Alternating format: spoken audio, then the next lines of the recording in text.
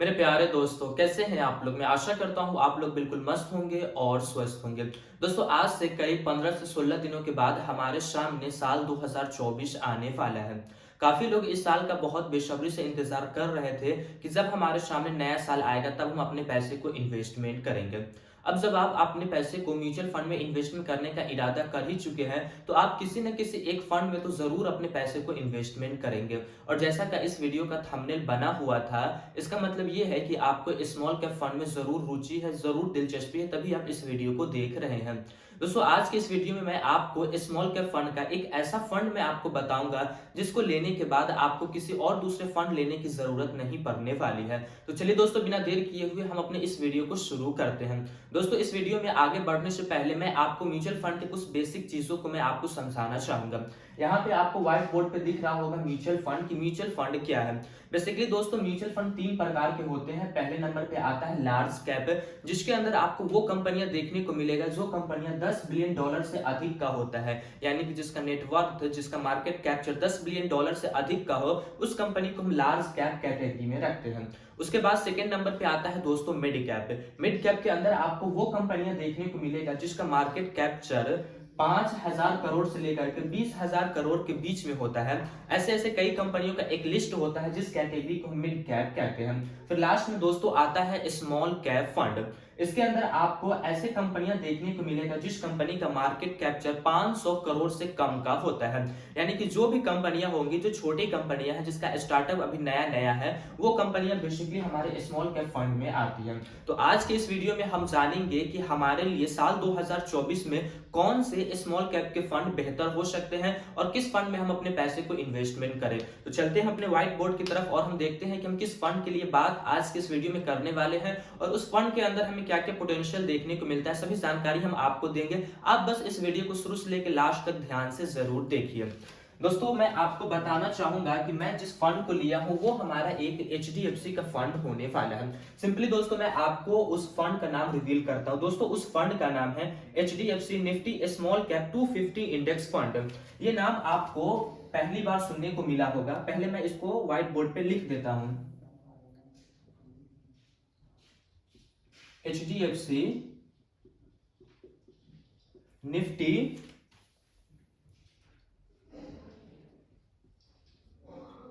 Small cap 250 index fund. दोस्तों, ये fund हो सकता है शायद आपको पहली बार ये फंड स्मॉल कैप कैटेगरी में इंडेक्स फंड देखने को मिला होगा, और वो भी 250 स्टॉक्स के साथ है।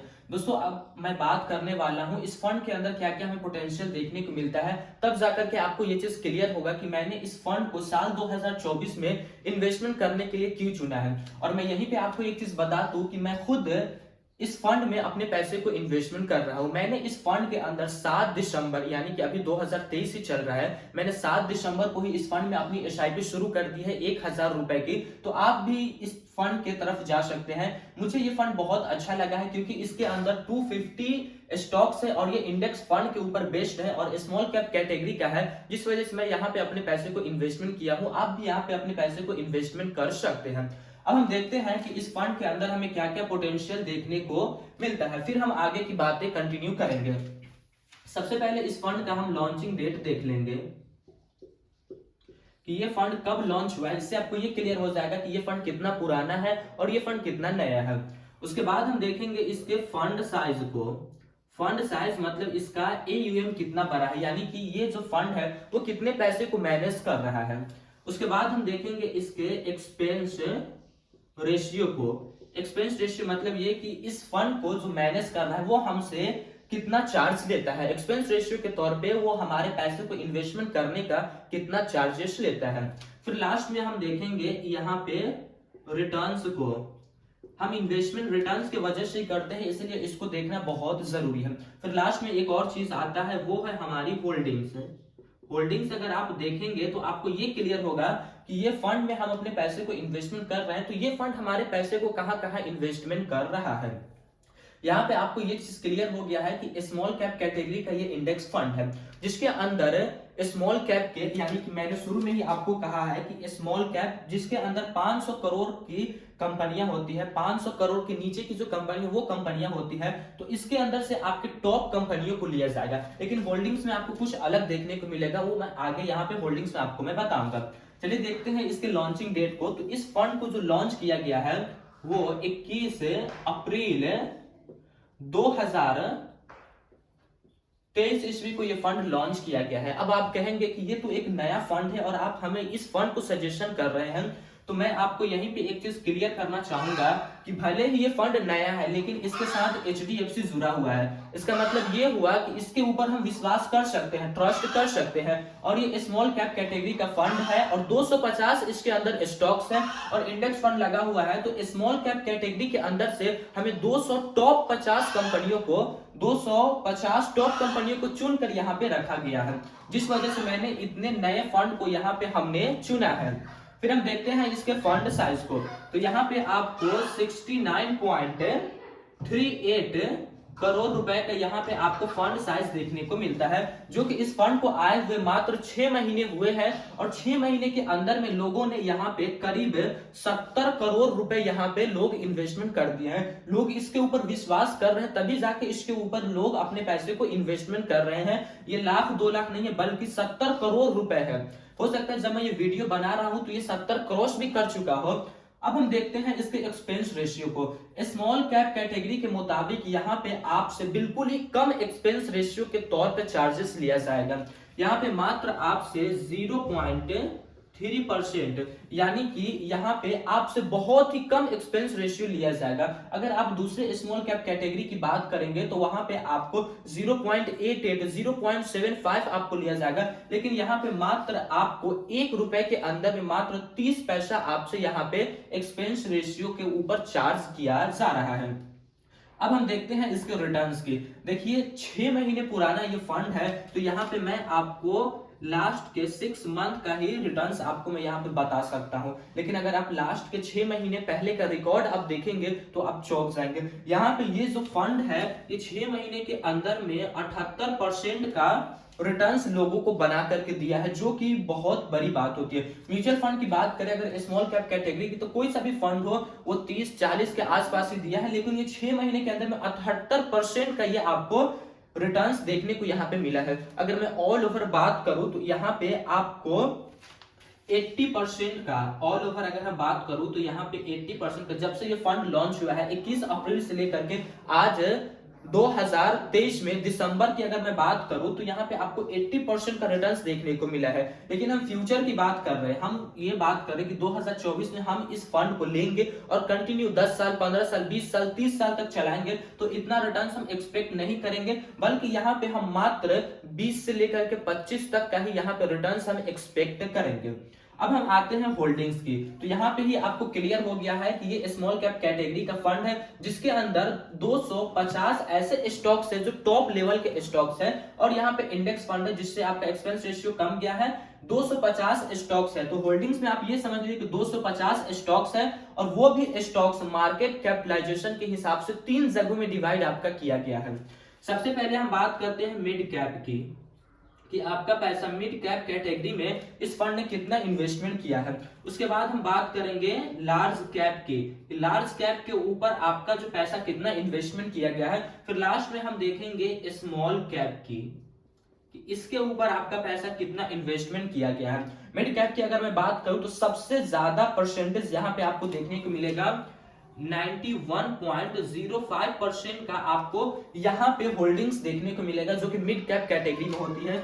मिड कैप मतलब 5,000 से लेकर के 20,000 करोड़ के बीच में जो कंपनी आती है, उसके अंदर आपका पैसा जो है वो 91% इन्वेस्टमेंट किया गया है। फिर उसके बाद लार्ज कैप आता है, तो लार्ज कैप के अंदर 4.49% पैसा आपका यहाँ पे इन्वेस्टमेंट किया गया है। जो कंपनियां $10 बिलियन से अधिक का है उसके अंदर आपका पैसा 4.49% इन्वेस्टमेंट किया गया है, और सबसे कम इन्वेस्टमेंट आपका है 4.46% पैसा आपका जो है वो स्मॉल कैप कैटेगरी में इन्वेस्टमेंट किया गया है।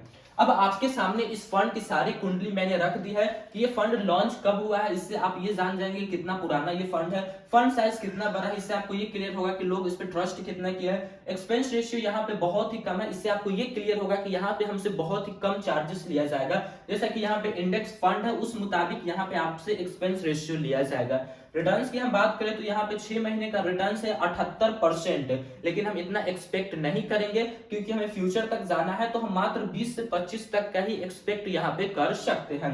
फिर लास्ट में होल्डिंग्स मैंने आपको बता दी कि तीनों जगहों पे आपको होल्डिंग्स देखने को मिलता है।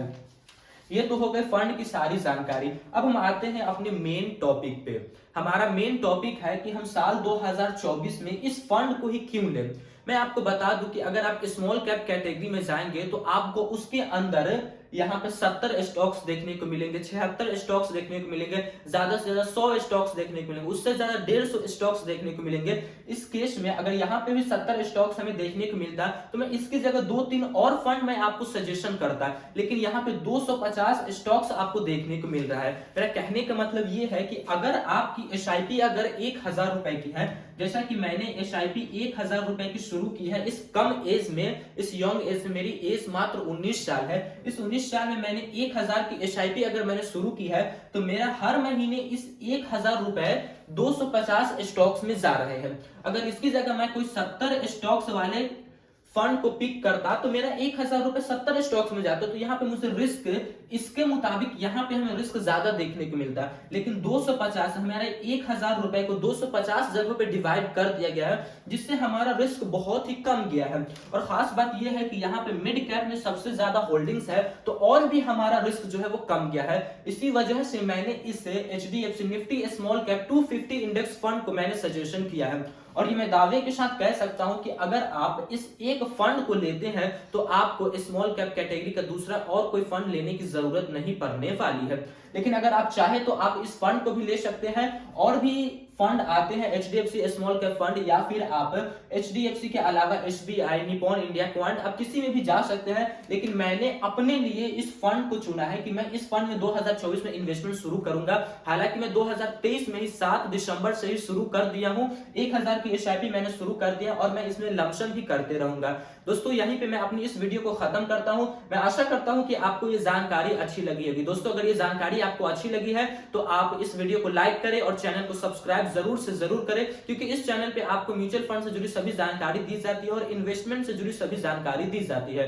फिर मिलेंगे दोस्तों एक नए वीडियो में, तब तक के लिए जय हिंद, जय भारत। अल्लाह पाक आपको सलामत रखे और आप हमारी वीडियोस को इसी तरह देखते रहें। और हाँ दोस्तों, ये वीडियो जो बनाई गई है, ये वीडियो एक एजुकेशनल पर्पस के लिए बनाई गई है। ये वीडियो कोई सजेशनल वीडियो नहीं है कि आप इसी फंड को ले। आप जब अपने पैसे को इन्वेस्टमेंट करें तो आपके जो फाइनेंस के कोच है, जिनसे आप सलाह लेके अपने पैसे को इन्वेस्टमेंट करते हैं, उनसे एक बार जरूर सलाह ले। भले ही मैं कितना भी इसकी बड़ाई कर दूं, लेकिन आप उनसे सलाह लिए बगैर कोई भी कदम ना उठाएं।